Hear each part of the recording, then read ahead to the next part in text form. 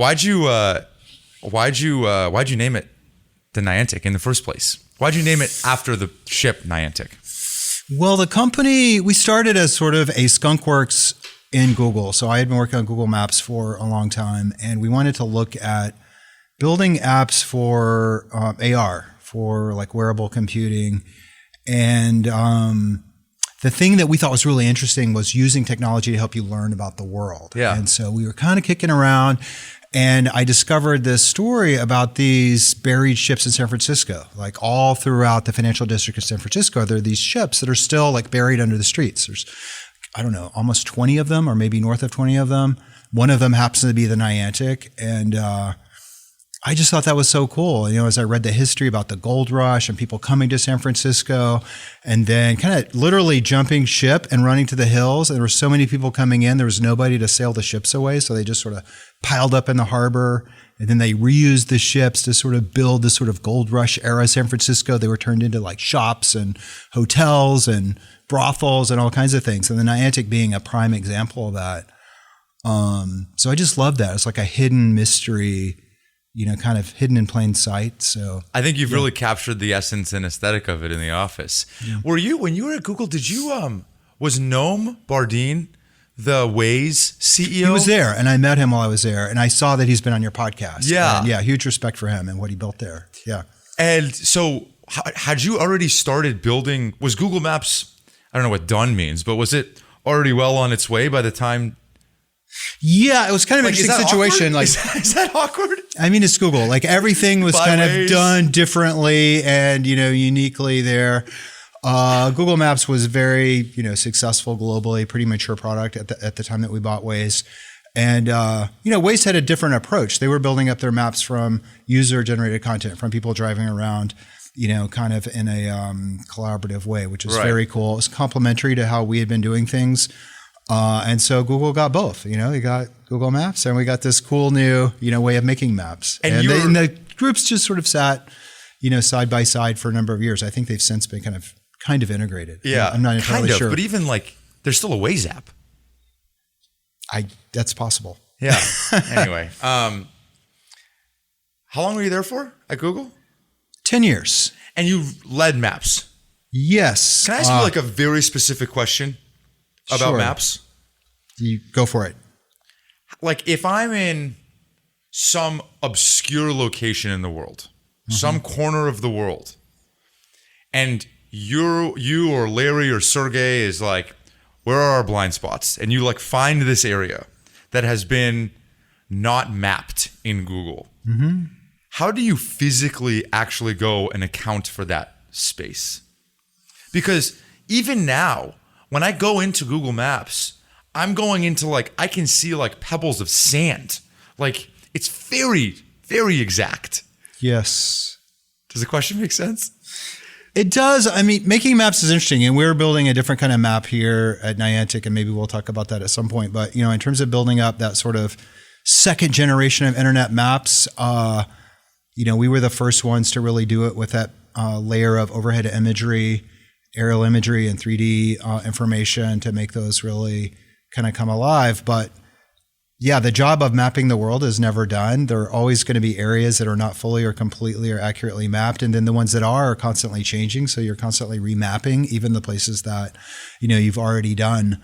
And we tackle that in a variety of ways. You know, sometimes it's by going out and collecting data like Street View cars as they drive around, or collecting mapping information and photography information, which is used then to extend and correct maps. But we also created a Maps Wiki where users can go in, and that was originally started in India, and, you know, some of the emerging markets and developing world countries, you know, generally had less developed maps in other areas. So it was kind of targeted at those markets. So people can go in and edit maps by hand, and then other users would review those edits to make sure that they are accurate. So, you know, there's that mechanism. Planes? And Waze. And, you know, Waze is a way for that information to come in as well. Aerial or no? Aerial, yeah. We had, you know, can't really speak for what's happening there today, but whenever I was there, we had built up the Street View, you know, mechanism of bringing in data. Then we had aerial collection. We had a few dozen airplanes that we were flying. And then we worked closely with satellite partners to bring in satellite data. And all that was, was all fused together to make the most accurate mapping product. I'm going to talk about Niantic in a second, but as I was studying you, it's very rare to see someone's experience so weirdly but perfectly culminate into kind of like their work and in many ways almost like life's calling. And that's you. And from everything I could tell, there was no way when you were going through every step of your career, you could have possibly imagined that you'd be on the bleeding edge of, you started Pokemon Go, like augmented reality, whatever we call it, right? But like building maps as a kid, loving geography. I mean, what a nice way for the story to continue on, manifested in the form of this company. I've been incredibly lucky. I grew up in a small town in Texas. That was kind of during the first wave of kind of personal computers with the Apple home computer and Atari home computer. Got into programming, was reading all the magazines, Byte magazine and Compute magazine, reading about Steve Jobs and everything that was happening in Silicon Valley. Those were my heroes.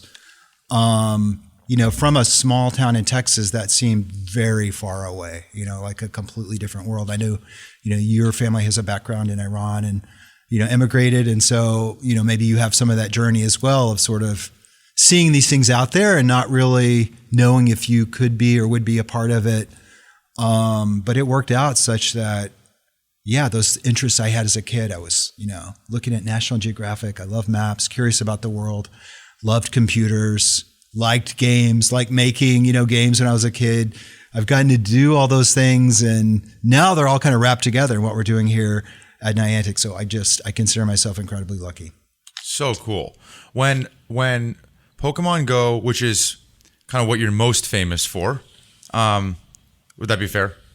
I have no idea. You'll have to. Drives most of the revenue. When it came out, that was COVID? It was in 2016. 2016? Yeah. Mm-hmm. Did it immediately start cooking? It did. I mean, in a pretty explosive way. Wow, that was that long ago.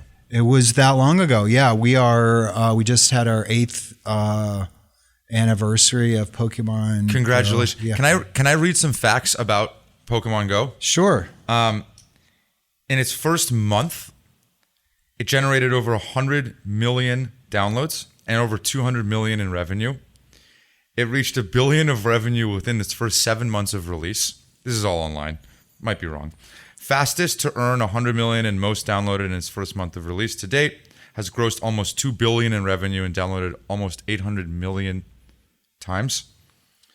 1 in 10 Americans play this game. And I think I read somewhere that whatever your forecasts were for the first year of the game, you made within the first week. That's right. Yeah. I mean, it shocked us.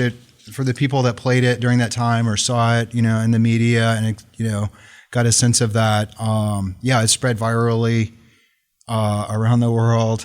It was interesting as an entrepreneur. We had spun out of Google. We had a business plan. We had raised some capital that, we had about 2 years of runway. We had some milestones that we really needed to hit for the company to work. And, we launched it. I remember talking to David Lawee, who was kind of one of my supporters and partners at Google, who went on to run Capital G for a long time. And I was giving him the update, and I said, I think we're going to do 100 million in revenue. And he goes, wow, $100 million run rate. That's incredible. That's phenomenal. I said, no, I think this week we're going to have made $100 million by the end of the week. It just kind of exploded out of the gate. And then, it was wonderful, but then inevitably, it sort of brought on the expectation. expectations and doubters, I mean, it was headlines of all the publications and late night television and so on. But then, it was people wanted to tell the story that, hey, this was a huge thing that just collapsed and went away. And of course, we didn't want that to happen. We thought it was a great product and our users thought it was a great product. So we really kind of took it on our shoulders to make it a sustainable thing and to make it not be the story that people wanted to write. And that was kind of its own kind of challenge. Did the spark of the idea come within Google? It did. So, I came into Google with my partner in leading Google Maps, Brian McClendon, is here. He runs our platform engineering team. There's a whole bunch of people who worked on and created Google Maps, by the way. Big team, big project over a number of years. But having led that for a while, I think I was 7 years into my tenure at Google, just kind of looking for a new challenge. And I got interested in, what you could build on top of maps. If you think about a map of the world as kind of a platform, in a sense, a data platform, what kinds of experiences could you build on that? And in particular, as computing was moving from a desktop bound experience into mobile, smartphones, and then what would come after the smartphone, like location seemed like it was going to be really important and information about the world would be really important. If you're going to wear a device around outside, imagine AR glasses, what are you going to want to do with that? What kinds of services are going to be super important to making that successful? A map of the world, knowing where you are in the world, knowing where everything else is in the world, and then being able to animate that, interact with it. That felt like a real sweet spot for kind of where things were going to go. So we started Niantic, as called Niantic Labs, as just a small kind of skunkworks thing, and within Google to just explore that. Yeah. That's how it started. Yeah. Okay, but from that, so you're exploring what? What are you actually exploring within Niantic Labs at Google?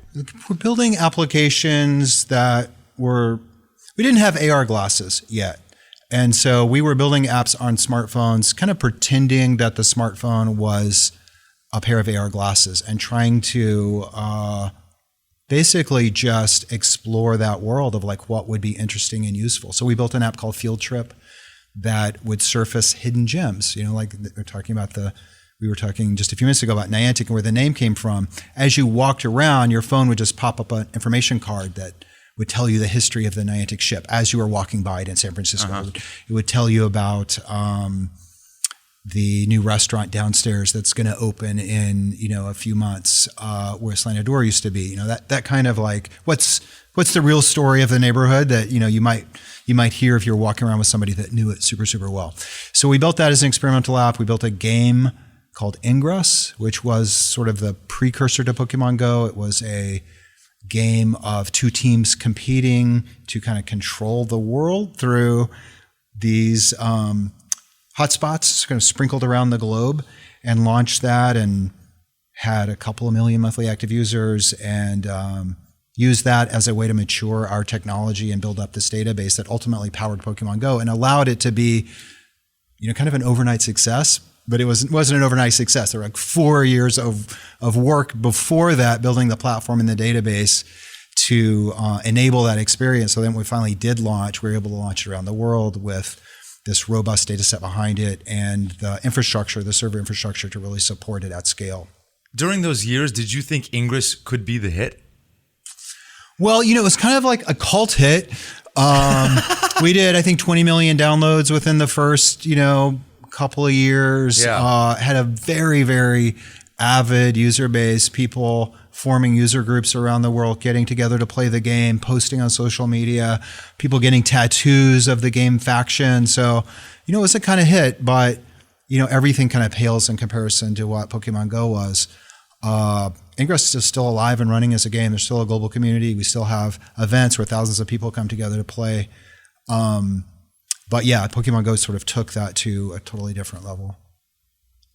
While you were at Google, how long before you realized that Niantic Labs would have to become independent Niantic company?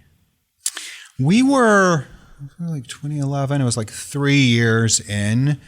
And there were a lot of changes happening within Google at the time. I'm trying to remember, like Larry was the CEO. I think he was kind of we were reorganizing into Alphabet. There were a lot of like corporate restructuring things going on. And Niantic was just sort of an odd fit within the company. And we had set it up as a kind of a semi-independent entity with the idea that it could spin out in the future. And it became a necessity. Google's like, hey, this is cool what you're doing, but it doesn't really fit with, our priorities. So if you want to spin it out, we'll give you an opportunity to do that. That entailed, going out and getting financing for it. And then, a really super challenging process of kind of negotiating the deal to move this IP out into a new company and for employees to come from Google to the new company. It was complicated, just like dealing with the Google. It's just like a lot of shit. Any kind company. of spin out like that, where you're taking intellectual property and kind of splitting it out into a new thing and using Google Maps as the basis of the technology.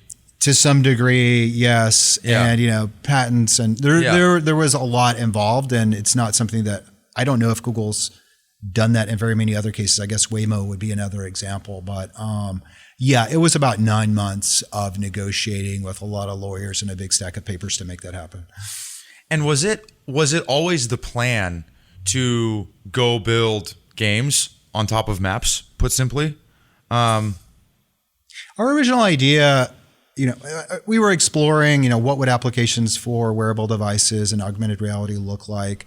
We weren't fixated on games originally, but we built this game Ingress and got positive feedback from it. And so the original sort of idea was to build a platform for games. So not to build the games, but to build the underlying infrastructure and data set that would be necessary to power them. Ingress being kind of our example game, but the idea was, we'll go out to different people, intellectual property holders, game makers, and pitch them on the platform. They'll build the games. And it didn't quite work out that way. I mean, people were kind of scratching their heads in terms of how to go about building a product like this. Is very different than a traditional game. And one of our first choices was Pokemon. They loved the idea. Actually, like you went to Japan? We went to Tokyo and pitched the Pokemon Company, which is the company that sort of shepherds the Pokemon brand. And there had been some back and forth emails to sort of set it up. By the time we got there, the CEO of the Pokemon Company, Mr. Ishihara, had been playing Ingress. So he was like walking his dog every day, playing Ingress on the way back and forth to work. I think at the time, like he was like a higher level player than I was. Like he's a game aficionado, and he really like dove in head first. So he was all in on the idea, but they don't develop video games themselves. So, companies develop games with the Pokemon IP. So they wanted us to build the game. So rather than building the platform, we kind of backed into this relationship where we agreed to build that game. Again, with the idea that really we're a platform company, but we'll do this thing. We're going to do this thing. And it was just too good to pass up. We thought it was a perfect fit, but just the nature of the Pokemon intellectual But you never property. thought that was going to be the actual business. We did not think that was going to be the business. No, we didn't. But it launched, and obviously it became, hyper successful. And then the business became, we had to build the business to really support the game and the user base. And that became our sole focus for the next, I'd say 2 or 3 years, just sort of catching up with, we were 50 people when we spun out. I think we're 75 people when the game launched. That's not a big team to support. $100 million of revenue in a week. Yeah. I mean, we had a part-time accountant doing our books on QuickBooks. We had none of the stuff that you How did you even scale your compute? That part we were in good shape in, because we had built the platform in Google. We had run the game Ingress for 4 years. It was very scalable. We were on Google Cloud, and the system was designed to scale. So we just added machines. Wow. There were points where it broke, but not in significant ways, because it was our second run at the infrastructure. We had built sort of everything the first time for Ingress. We saw all the ways that was inefficient and wrong that you can only see when you build something. And then we had built the next version of the infrastructure that Pigo was built on top of. So that was a huge benefit. I think most companies that go through kind of a hyperscaling period go through that that phase when the first version of what you Right. built just will not go any further, and you have to throw it out and Yeah. somehow start over and kind of do it with the product running. Luckily with Pigo, we did not have to go through that. We had a really nice infrastructure. Imagine pre-cloud, like doing it in data centers. Well, that would have been a different It's like world impossible. entirely. Yeah. And John, like during the time when you're spinning out of Google, you're dealing with lawyers for 9 months. You have no real idea what exactly it is you're going to go do. You're making ostensibly amazing money at Google. It's a great job. You have a huge responsibility. VCs are telling you no. I think, including Kleiner Perkins, is that true? It's true. It's true. Damn I think it. Bing might be a little bit embarrassed by that, but Damn it. And by the way, basically every Sandhill venture firm didn't see it. I'm not even sure what it was at that point. And you're like dealing with IP, lawyers, patents. How misunderstood did you feel? And I guess at some point, did what the outside world was telling you start to internalize for you during those moments? Does the question make sense? I definitely hear what you're saying. I think any entrepreneur, when you're starting a company, you see it, other people don't necessarily see it. You try to keep believing, you question yourself at times. Everybody who's done it feels that. I had started, I ended up at Google because they acquired a company that I had started called Keyhole, which was a mapping infrastructure that became Google Earth. But we had been through our own journey there of like starting, succeeding, failing, trying again. So it felt like that. It was familiar to me. It wasn't the first time I had been sort of through a process like that. Definitely spinning out of a company like Google, where everybody's very comfortable in many ways. That was hard. A lot of the team decided to stay. It was probably a third of the team that had been working on the project, made the decision to jump into the new thing because it's hard to leave the nest. It's a very comfortable place. But for the core team, like we had really bought into the idea that what we were doing was meaningful and promising, not only because it was new and innovative in terms of what it was as a product, but because of the impact it was having on our users, and that was manifested first with this game Ingress. I mentioned these user groups forming around the world. It was a kind of social network that wasn't about like buttons in a feed. It was about people getting together and having dinner, having drinks, playing a game, but real world social contact. And what we heard back from people was that they loved it. It was, technology as an enabler for real world friendships and real world socializing was something that didn't really exist for a lot of folks. And we felt like that was super powerful. The exercise part was another thing that kind of surprised us in that, because the game took place outside, you had to go around to different places in the city to play. People were getting their steps in, and there were people that maybe weren't exercising a lot, that didn't see themselves as athletes, weren't kind of the Nike persona, but yet this game was providing them an incentive to move and exercise, and they felt better. It was like, wow, I feel great making new friends. Physically I'm stronger, mentally it's making me feel better.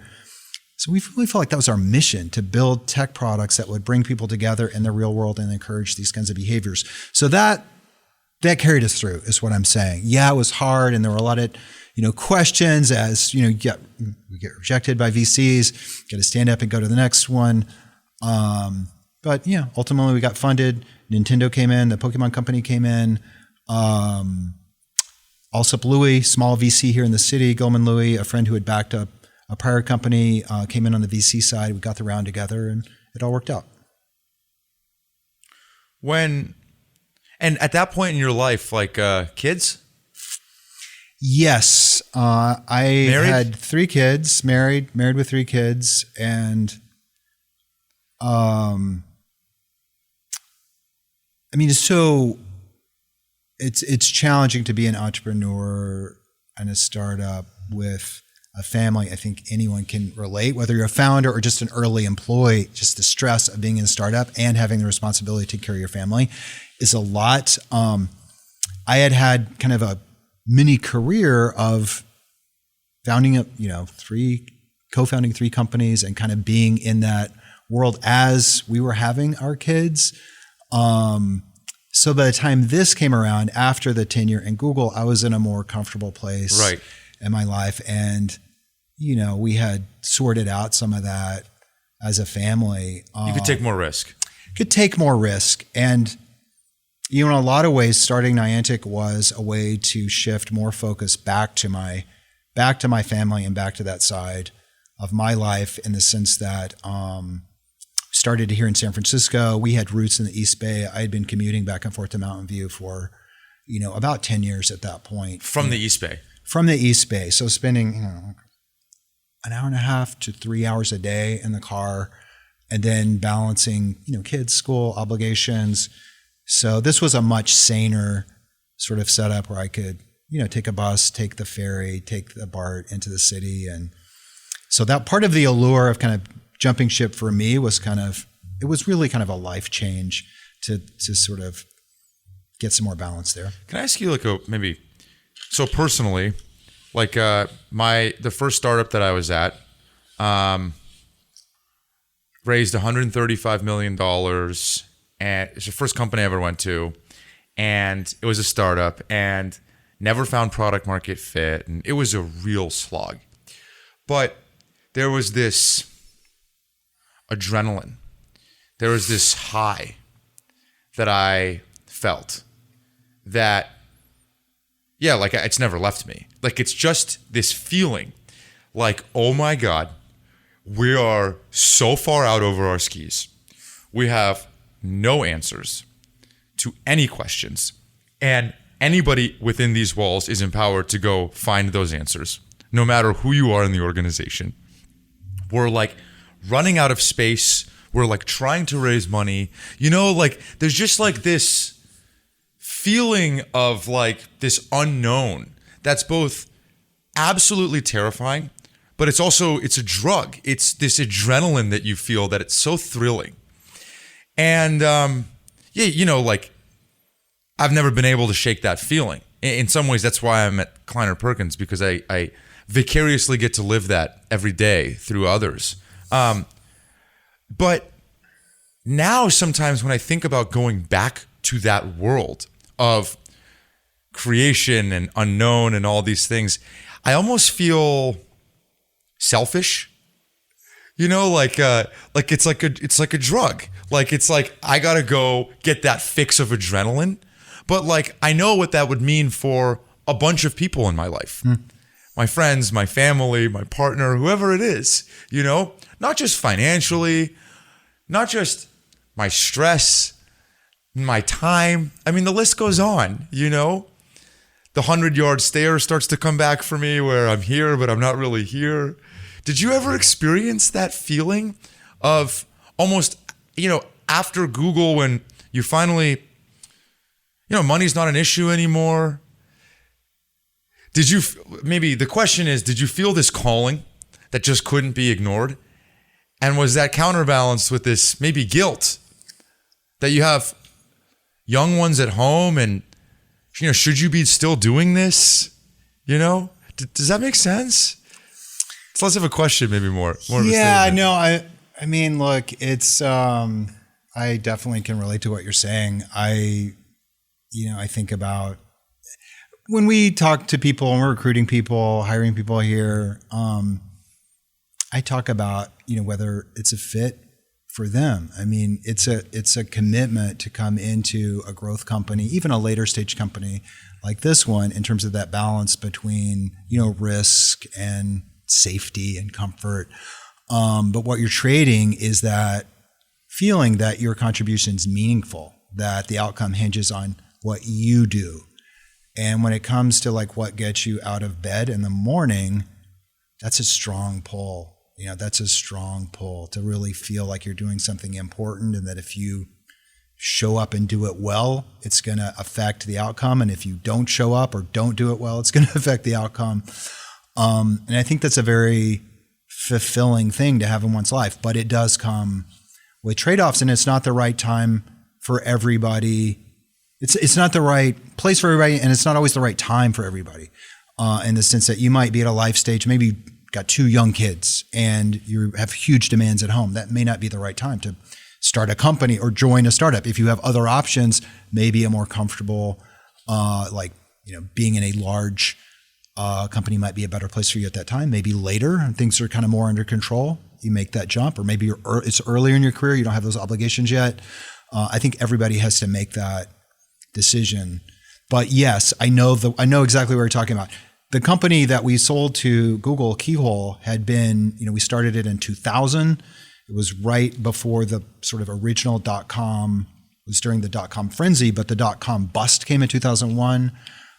So we had a certain amount of runway, and then basically no prospects for raising capital at the end because there were no investments being made. Silicon Valley was a ghost town, and we struggled through. We pivoted the company from consumer to a B2B company. Our global map, we were selling it into engineering companies and real estate companies, and not what we started out intending to do, but we had to do that because we had to generate revenue to stay in business. We raised money from friends and family, dipped into savings, got some bailout investments from folks like Jensen at NVIDIA who came in and invested and kept us going.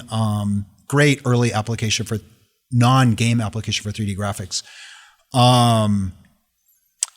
But we made it through 2004. We were break even. We had, we were like sub $10 million in revenue, but millions of dollars in revenue, could pay for the company, went out to raise money at that point. We had multiple term sheets, and Google offered to buy the company, and we decided to sell because the prospect of growing and building inside of Google seemed very exciting at that time. But I remember right around the time that we sold, I was driving back to the East Bay from Mountain View, and I came across the Dumbarton Bridge, and literally on the backside of the bridge, on the East Bay side, coming down the ramp, ran out of gas in my car, and it just kind of coasted over to the shoulder. And I remember as I'm dialing, for the wrecker, just thinking, this totally captures how I feel right now. Like everything I had, and my kids were young at the time, very tough balancing, home life and work during that period, all those ups and downs.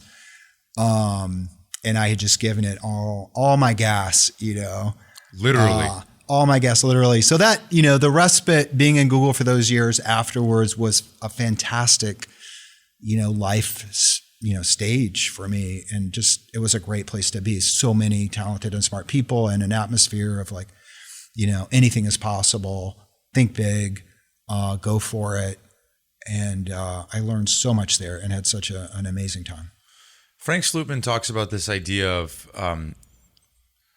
maladjustment. Like he recruits for people that are maladjusted, as he says, meaning like something's up, like there's something inside of them, whether it's, an older sibling that was always better in school or sports, or a mother or father they could never, please, or some feeling of inadequacy, right? That formed early. And, I think that's really applicable to entrepreneurs too. Because in some ways it seems to me that there needs to be an irrational sense of motivation that can come from nowhere, but that log in the fire, I wonder well, do you have a reaction to that? Do you have that? Because the reason I bring it up is and maybe it's just time and wisdom, and now you're at the fancy office on the Ferry Building, and everybody knows the company. You raise it $9 billion, blah blah blah. But you seem to have really found a nice equilibrium. Was that always the case? Would you agree that you are at a nice equilibrium? I think relative to where I've been in the past, I think you could call it a great equilibrium. I mean, if you were to ask the people around me, is John at an equilibrium? I don't know if they would all uniformly say yes, because I'm still pretty driven. And there's a certain level of intensity that is there. But I don't know. For me, in my own kind of motivation, I don't know. I mean, coming from a small town, there's that sense that you got to prove yourself.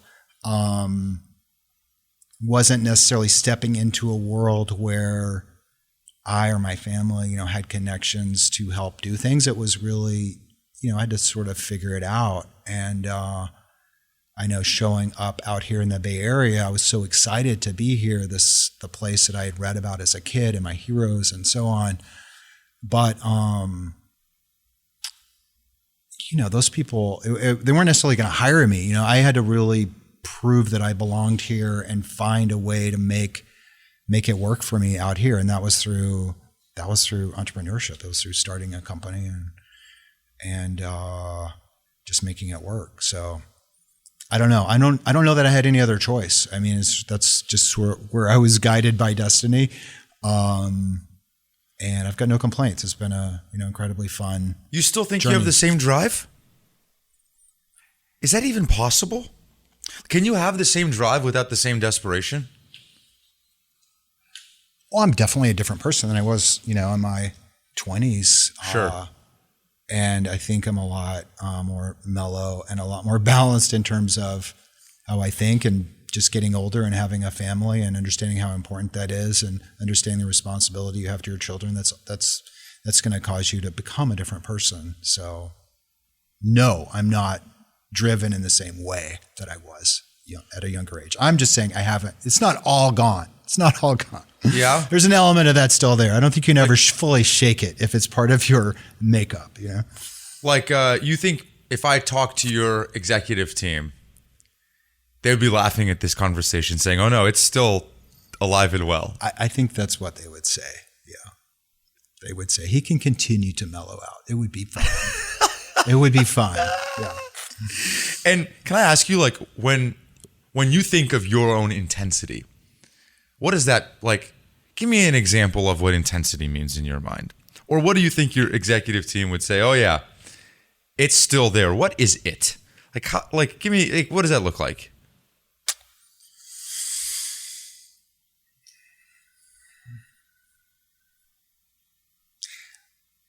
I mean, it's just bringing energy to the problem. If you're up against an obstacle, say something's not working, maybe it's a product, maybe it's a particular feature, maybe it's a marketing campaign, maybe it's a business partnership, something's not working, you have to figure it out, and you want to figure it out. It's important to make it work, to make it right. You want to look at every possible permutation of things that you, the team, the company could do to make it work. And you want to do that expeditiously.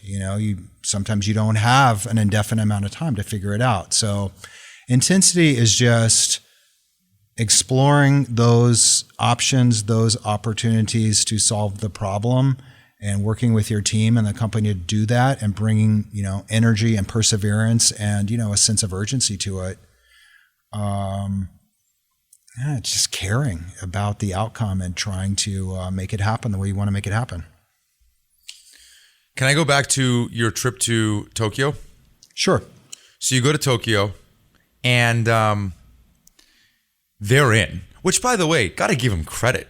Like, that's for, in a world that we live in where everyone is so territorial and protective of their brand, that's a pretty forward-leaning bet.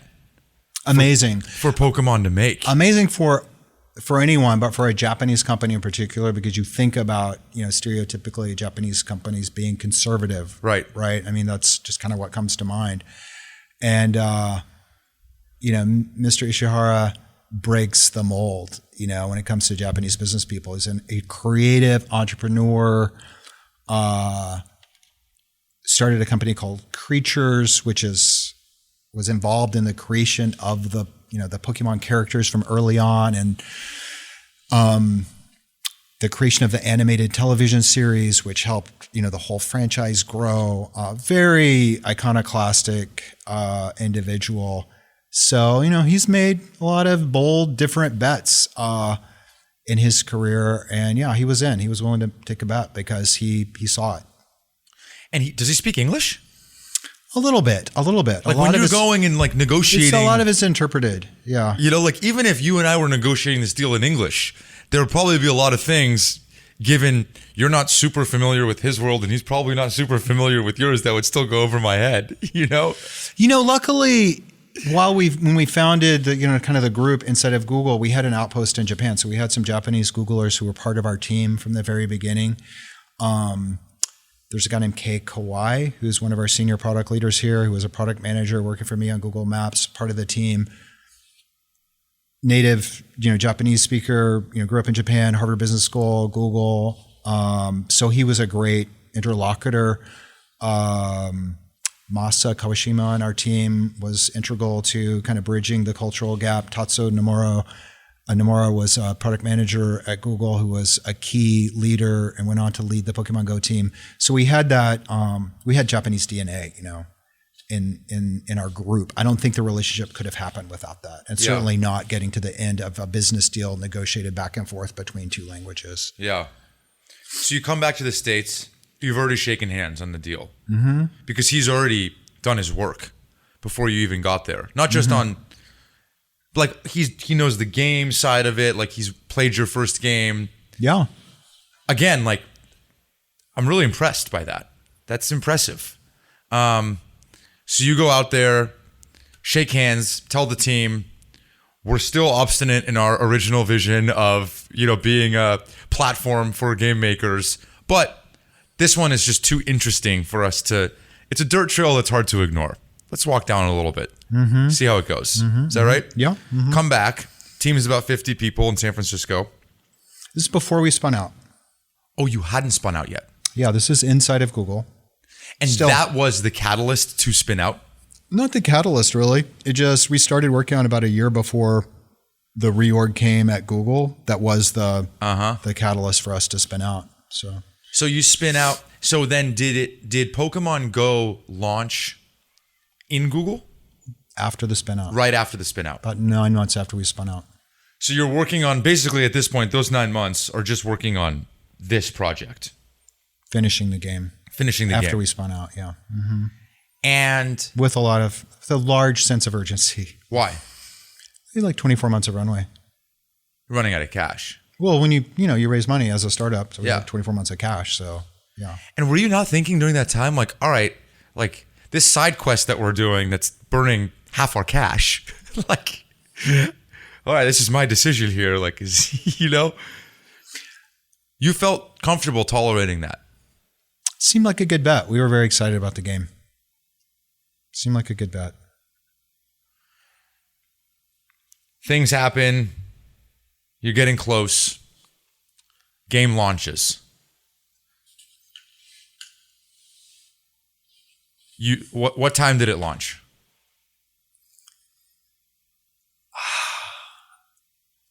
We launched in the US midday. I remember I watched a video of the launch recently. Somebody was recording when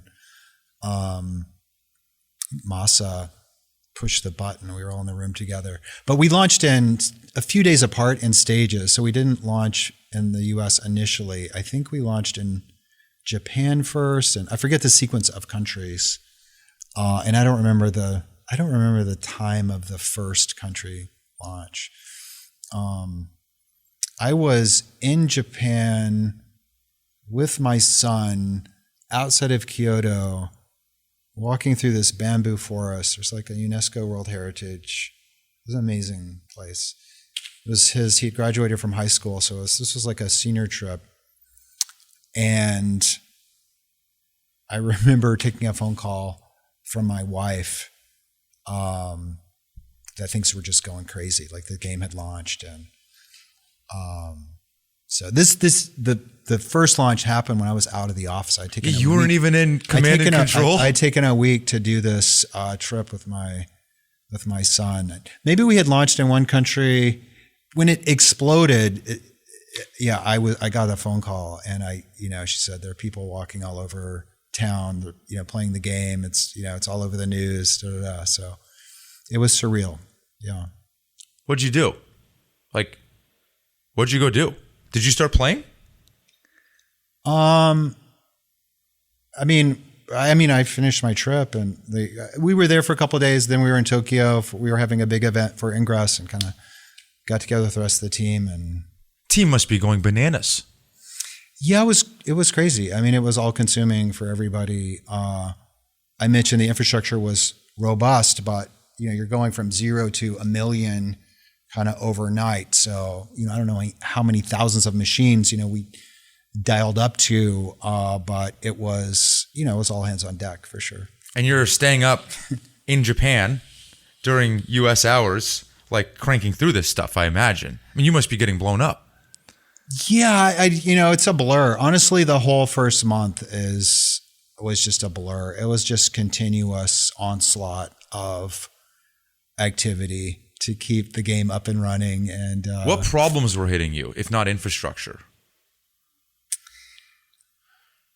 I mean, there were things like we didn't launch in all the countries around the world at once, so it became this thing where people in countries where it hadn't launched yet were really angry that we hadn't launched there yet. So there was, hate mail coming in over Twitter about, why do you hate, Argentina? Like, what have you got against us? And so just kind of, managing the communications of, this is our rollout and this is just trying to keep it on the rails. Everybody wanted to talk to us and, yeah, I don't know. We worked, we kept it live and, it was, it worked out. How'd you feel? Were you relieved? Like, was it a feeling of excitement, exhaustion? Like after those first couple of weeks, like in my experience, if there is something, I've never even come close to anything remotely similar to what you just described. But in my experience, when there's something that I want to do, that I have felt a lot of pressure in doing, and then I end up doing it, the feeling that I generally get is one of relief, like, kind of like glad that was, almost glad it's over, which is, I guess, a bit of a shame, as opposed to being able to really enjoy it. Did you feel relief? Did you just feel sheer exuberance? I probably should have. I mean, there was a sense of relief. There was a sense of satisfaction. You build something, you work on it for a long time. The fact that it's well received by people, that's what you want. And I was happy for the team. I know the team was so happy and so excited. They were so gratified that users liked their product. And I loved the fact that they had toiled, they had taken the risk of jumping out of Google, doing this very risky thing, and they were succeeding. And, as a leader in a situation like that, you feel a responsibility for all the people that you've brought into the venture, right? The people that have left very well-paying jobs and other opportunities to join you, the people that you've recruited in. So I think the thing I felt most was this intense happiness for them, and this sort of sense of relief that I hadn't led them astray, that, it was going to work out for them. For my own self, like I had just a huge amount of anxiety that this is just too good to be true. Like when are the wheels going to come off? Like what's going to go wrong? Like this, it can't be this good, So, it just sort of started thinking about the next challenge, which became what happens after you have like kind of a global viral explosion. How do you transition that into a sustainable business and make sure that it has longevity and you can, continue to grow it? And there was a lot of work to do there. So it just kind of, I don't know, the energy for me just pivoted into the next set of things that we needed to do. Yeah. And then to your point, like the media started coming down your throat on like, they love a good rise and fall, right? And, you're a pretty ripe target, global company, Pokemon, one of the craziest growth stories ever in such a short period of time. So then everybody else starts doubting, right? There's all the questions, I'm sure, started happening then, to your point. Like after a month or so, people say, is this a one-hit wonder? Sure. I mean, Pokemon Go is gone, is kind of that was sort of the headline that people really wanted to write, and people did write versions of that. And, you have a huge, whenever you launch anything, you typically have a large cohort that comes in at launch. And then, there's some fall off after that because the hype only lasts so long. You have to transition into a more normal mode of operation. But we're seeing, huge explosion. And then the daily actives are coming down from a peak, right? And people are wanting to doubt, and we don't really know what's going to happen. We don't, maybe it is a one-hit wonder. Maybe it's just going to go to zero. Like you just don't know. And so you show up every day and you're trying to figure out like what's going on within these cohorts of users and what kind of patterns of engagement are we seeing, and where is the traction for long-term engagement and future growth going to come from. And just a huge amount of, I just remember feeling a huge amount of anxiety around it, just not knowing. And I don't know. I mean, sometimes I would read the headlines and it would bother me when I would see some of the doubting out there, but mostly it was just this problem of what have we got here and what do we need to do to really optimize this opportunity is how I kind of thought about it. But it was scary. We didn't know if that success was going to continue or not. What happened was it leveled out. And then we figured out things that we could do in the product to sustain engagement and eventually start growing it again. We launched without basic things like we had no push notifications. We had no way to send an email to our users. It was a bare bones kind of product when we launched it. So we had to go in and build a lot of the things that if we were doing it today, we would have all that stuff in the day that we launched. But, there were things we didn't know when we launched it. Isn't it funny how that one version of the fear is the fear of, am I going to make it? And then so quickly, in your case, that fear transitions to, am I going to screw this up? How do you win? Now I have this golden goose. It's almost more pressure. Yeah, it's true. It's true. And I mean, I've listened to some of your other guests, and, I think a lot of entrepreneurs sort of struggle with how do you put yourself in a position to enjoy the journey, and not worry too much or fixate too much on the future and outcomes, and really enjoy the moments that you have as a company with your team that are really joyful and awesome. And, it's work to kind of manage your own thinking so that you can sort of settle into those and enjoy the ride. And there were moments when I was able to do that, and I think people on my team were probably better at it than I was. But I don't know. It's hard. It's a skill to be able to do that. I'm still working on it. I wonder, tell me if you agree or disagree, but we're crazy. Episode 200 releases next week. So I have kind of 200 data points in the podcast and then a bunch of others in Kleiner Perkins' portfolio. Mm-hmm. And my observation is that myself and everybody else keeps telling ourselves the story that we need to figure out how to enjoy these rides, right? Every entrepreneur says that they wish they enjoyed it more and they had, to your point, pockets where there was enjoyment. Mm-hmm. And I think there's only two people that I've ever met that I believe actually didn't stress about things. Mm-hmm. One is Thomas Kurian, the GCP CEO, who says he's never lost a night of sleep in his life for work. Mm. And the other more recently was Jay Chaudhry, the Zscaler CEO and founder. And, this is his fifth company, so whatever, right? Like, take it for what it is. But I don't know if it's possible. And I think taking that to the extreme, I think that because you are so obsessive and worried and overly attentive, that is the thing that got you there. And so in some ways, by saying, man, I'm still working on, or I wish that I could enjoy things more, the way that I hear it now is almost like, well, I don't think that's possible. Like, I just, it's like saying I wish I could run without sweating as much.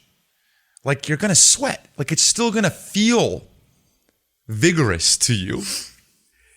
And that's just kind of the deal. I don't know, dude. I disagree. And in part, and I will tell me, yeah. Your analogy about running, it's about, are you running a marathon or a sprint? You can't sprint for 24 hours. If I had the ability to communicate with my younger self, the message would definitely be around finding some ways to help settle into the moment a little bit and enjoy things more. You can't not think about the future, plan for the future, problem solve for the future. That is baked into our brains. It's kind of what got humans where we are today. It is necessary, as you said, and I think entrepreneurs definitely have that hard wiring of like solving problems and being relentless in solving problems. But having the ability to pause and give yourself a break and give your brain a break actually makes you better at the problem solving. I heard you comment in one of your interviews about going for a run instead of doing more prep before an interview, right? Because it just put you in a better place. Did more for the interview than probably another hour of prep would have. And, I think that's exactly true for running a company, starting a company, being an entrepreneur, like having those regular intervals. If it's a think week, if it's a regular, if it's a daily exercise regime, if it's carved out family time, if it's a rule that no email after 6 p.m. because it's dinner with the family and homework, and, really being disciplined and structured about those carved out bubbles and mixing that with the intensity and the passion to achieve, that's the struggle. And, I'm definitely at a better place now than I was 20 years ago. What is it for you now? I wish I could have started earlier, with that. What is it for you now? What are those rules? Do you have them? I do have them. So I was pretty burned out with, I think largely from the commuting. I think commuting in a car is just a horrible, horrible thing. I think everybody could live close to where they could work, commute, by bike or walking or even public transportation. We'd all be better off. When we started Niantic, I was able to start biking to work. I catch the ferry. And that became, I had done sports when I was in high school, did not have a regular exercise regime whenever I was a sort of young executive. I was just like working. I would do stuff when I could fit it in, but I didn't have a daily sort of habit. And the commute became that for me because it's been about an hour on my bike every day. Wow. And it's great. I mean, I'm getting my exercise in. I kind of can't skip it because you have to get there and you have to get home. I don't feel guilty about trading time against something else because it's sort of, it's just sort of baked in to my routine. I started a yoga practice probably 10 years ago. I do that. I do yoga every day, which I never, if I told my 20-something self that I would be doing that, later in life, never would have believed that, but it's been super helpful. And I really try not to do any email after we start, family dinner at home. And then what about when dinner's done? Still no email? No email. Yeah. I may read a paper, like a 6-pager if we're going to have a meeting about it the next day, or read a slide deck, but I really try not to do any email. Anything that's going to like start some,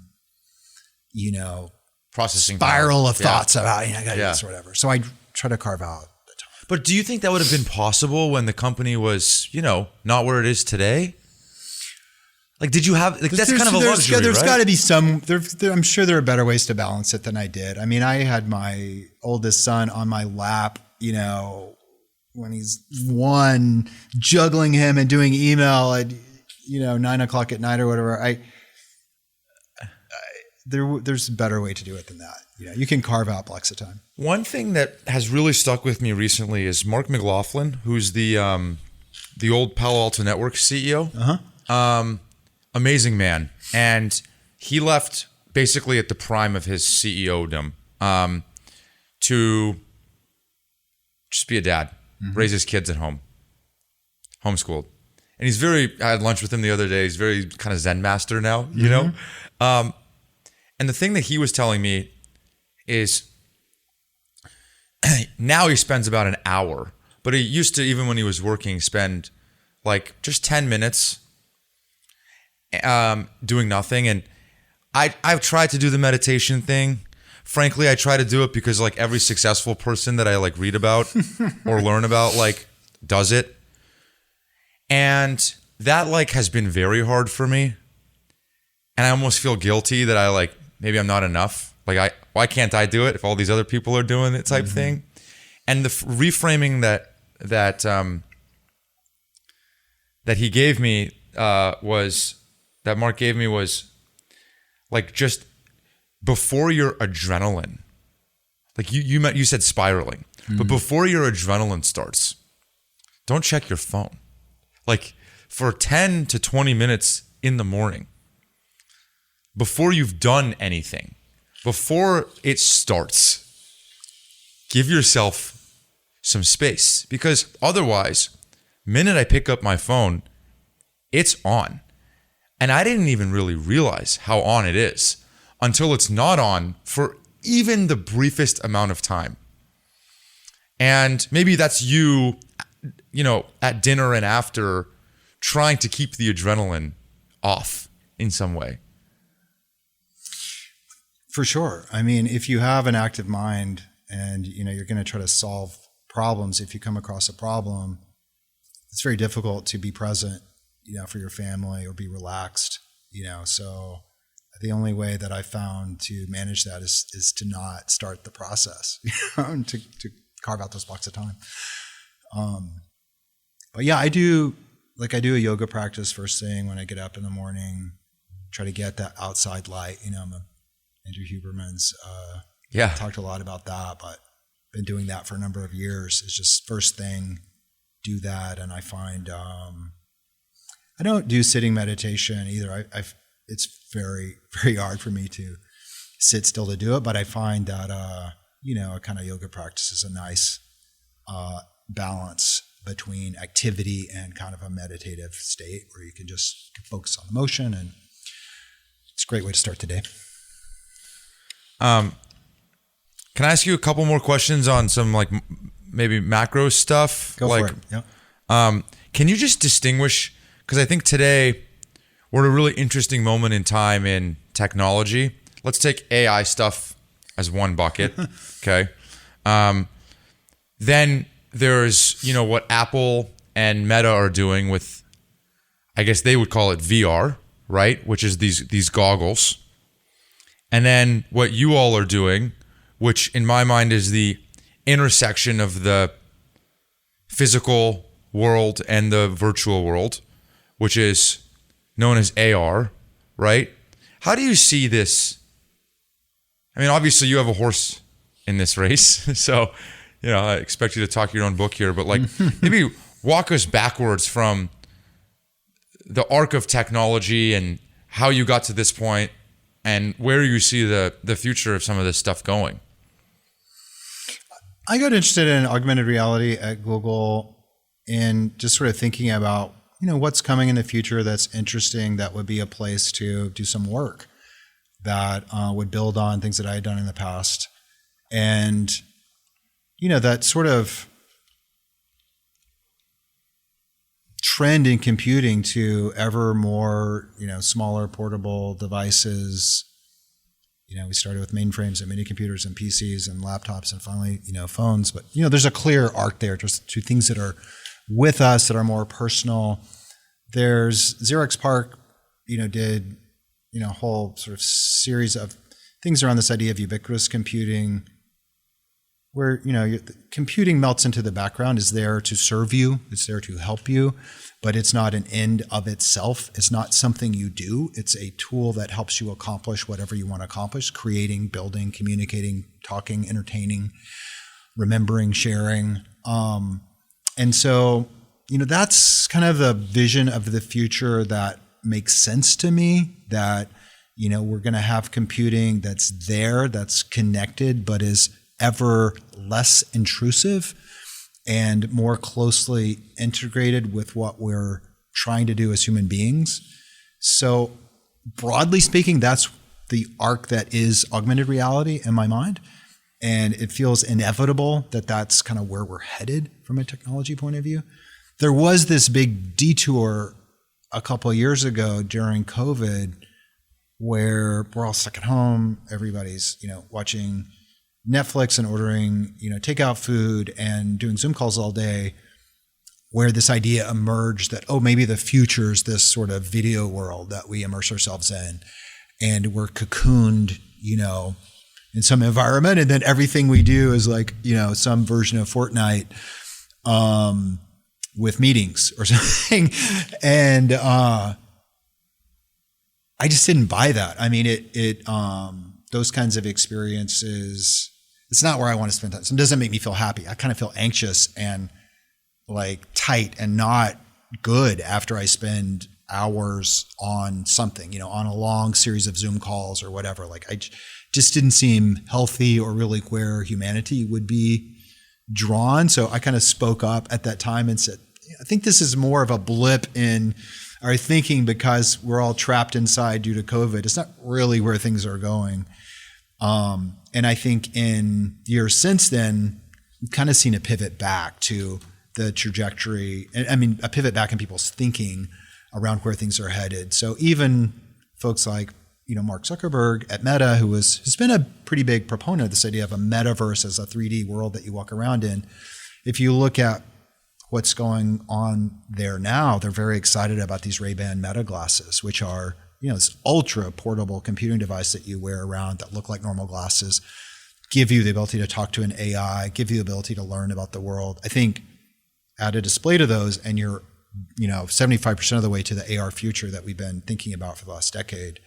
So, I think I'm seeing a shift in the industry back towards that vision. Apple with Apple Vision Pro kind of was chasing where, Meta was a couple of years ago. I think with the Quest, right? Not with the glasses. With the Quest, yeah. So I think they kind of mistimed that. And I expect we'll see a course correction there. And you think they'll go towards the AR? I do, yeah. I think that's where the world is headed. And I think Meta's made some good calls there. Do you think this form factor that you're using, that you're built on today with a phone, is the one? I mean, yeah. We're building games for the phone today. That's where the market is. It's very profitable for us. Pokémon Go continues to be very successful, $1 billion plus business, tens of millions of active users. We launched a new game last year, Monster Hunter, also profitable, lots of users. Having said that, I think the future is going to evolve, towards these wearable devices, glasses being, one of those. The in-between stage, I think, will be a hybrid where you have a product that you interact with on your phone, but there are times when you interact with it with your glasses. If you're out on a run or you're out with friends, and you want to earn some points in the game, you want to catch some Pokemon, you want to, earn some new armor in, Monster Hunter now. You can do that. Maybe it's a tap. Maybe it's a message that you trade with your, voice assistant. But low friction way for you to engage with these wearable devices. And if you want to have a deeper gameplay session or you want to do something more involved, then you probably pull out your phone and do that with the benefit of that UI. Over time, I think more and more of that functionality will migrate to a wearable device. A lot of that's going to be intermediated through smart assistants, AI assistants. And do you think that history will repeat itself around games being the entry point into the future of the technology? So like maybe it was Pong before PCs and Game Boys before iPhones. Or so is it is it Pokemon Go before it's the wearables? Okay. Or is this time different? And I'm disgusted how much I use Devil Wears Prada in this show, but Devil Wears Prada is one of my favorite movies. And Anne Hathaway is Meryl Streep's kind of assistant. And she goes to a party, and Anne Hathaway's walking around the party, and, it's her party. It's like the Vanity Fair party, and she doesn't know most people's names, and Anne Hathaway's kind of in her ear, whispering the names, And so, like, is that the use case? Is it wearing your glasses or an earpiece or something else? Yeah, do you have? Again, I don't know. History does tend to repeat itself, but I mean, games are such a core part of the human experience. I mean, going back throughout history, people played games as a way to socialize, relax, meet other people. And for those of us, if you went to college, you probably played some mixer game when you first showed up in your dormitory. It's just a way for us to relate to other people. Throughout the history of computing, I mean, probably much to the chagrin of, the folks that paid for these $1 million VAX machines, there were people logged on playing Adventure and playing Space War, on these multi-million-dollar computers in the 70s. It's just kind of something that we want to do with technology, when it comes out. Like, harking back to the early days of home computers, you really couldn't do much useful with the first wave of 8-bit computers, except play games. I mean, it was kind of the driver for that first wave of adoption that led to scale. It led to created the market so that the CPUs could get faster and so on. And you had an IBM PC and spreadsheets and all that. So yeah, I mean, long story short, I do think that games will be a driver for these new form factors like glasses. Because the technology is going to be imperfect. The Game Boy is not the portable computer that, we use today. It was much more limited in terms of compute and display and all that, but great for games, very entertaining. I think there'll be drawbacks to these glasses that will, we won't quite get to those awesome use cases for a few years, but games will be a way for us to get used to using them and will be a big part of the market as as that market starts to grow. And are you excited about these large language models? Well, maybe, I don't know if you are. Assuming you are, because it's like pretty hot take to not be, I guess, in Silicon Valley right now. But are you excited about them because it'll enable you to be a better game maker? Are you excited about them because of where in the recent advent of what is happening with LLMs and AI do you see as a really interesting opportunity for Niantic? And maybe for AR more broadly, I guess. I'm excited about them because I think voice as a UI is incredibly improved by LLMs. I mean, we had voice interfaces before. We had Alexa and so on, but they just weren't very good. With the advent of LLMs and the new text-to-speech and speech-to-text APIs are all based on language models, like we can finally talk to computers and they know what we were trying to say, and they can talk back to us and do things that we command them to do in a reliable way. So that, I think, is going to be a key driver for the adoption of things like these AR glasses, like Meta's glasses, or if Apple comes out with a product in that space, or the Android ecosystem, there'll be multiple products in that space. If you can do a lot of things you want to do through a voice interface, you don't necessarily need to pull your phone out of your pocket and stare at it. It's better. It's less intrusive. It's going to be convenient, and I think it's going to be a driver for the adoption of things like AR glasses. And we're going to make games that take advantage of those glasses and probably those AI interfaces for input and output. So that's one sort of key thing I think is going to drive the adoption of AR hardware. In terms of the games themselves, sky's the limit there in terms of characters that are driven by AIs. We've incorporated AI into one of our virtual pet games, Peridot, where there's an LLM sitting behind the logic of what this little animated, cute character is doing, which is kind of wild that there's this brain driving its activities. And in terms of like authoring, you think about the Roblox of the future, like if you want to build an AR, if we wanted to have an experience where I could create a game in this room with characters and interactions, LLMs and, are really the glue and the enabler to allow a lot of that to happen, or you can speak and have that translated into code of some form that can generate interactions that might have taken, engineers and artists, weeks or months to create. There's a shortcut now. And I think the way that that's probably going to be most relevant is in this realm of kind of low code, no code kind of creator content. There'll still be a place for the best artists and the best writers and the best creators to do things that are, handcrafted and bespoke. And I think in terms of like enabling, millions of consumers to have a taste of that, what it's like to be a game maker and creator themselves, through these tools, that's a huge opportunity. John, I really appreciate you doing this. You're a real maverick. It's I feel very inspired sitting here with you. It's just really cool to see people actually pushing on frontiers and being willing to be misunderstood for so long because they believe in something. And I think you're quite literally changing the world. And that's really special. And I think that's what this whole place is all about. And so thank you. You have this aura about you of creativity and optimism and certainty that I rarely experience. It's really magnetic. And so I just really appreciate you doing this and continuing to find and channel the intensity wherever it may come from and pushing because it's making us better. Well, thank you. Those are kind words. I'm a fan of what you're trying to do to really educate people, entrepreneurs that, struggle is part of it. And, the challenges that occur are ones that, we all face, and to really normalize that.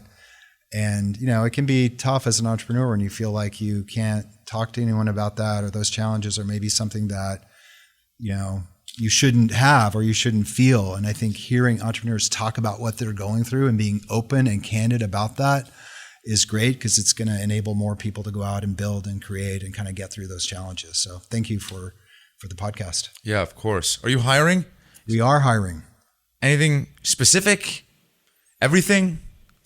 We have, we're looking for a senior leader in UA for our mobile games business. And we are looking for some leaders in our platform enterprise business right now. And those jobs are posted on our site. Great. Last one. When you hear the word grit, what do you think of? Yeah, that's a great word. Getting up more times than you're knocked down. John, thank you.